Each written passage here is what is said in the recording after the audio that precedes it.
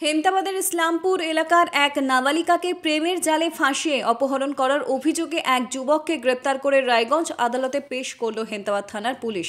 ধৃত যুবকের নাম অভিজিৎ সিংহ রায়, বয়স 20, বাড়ি জলপাইগুড়ির কোতুয়ালি এলাকায়। বৃহস্পতিবার ধৃত যুবককে আদালতে পেশ করে পুলিশ।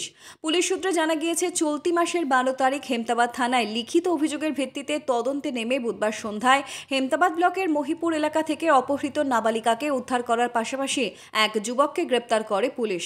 বৃহস্পতিবার দুপুরে ধৃত যুবককে আদালতে পেশ করে পুলিশ।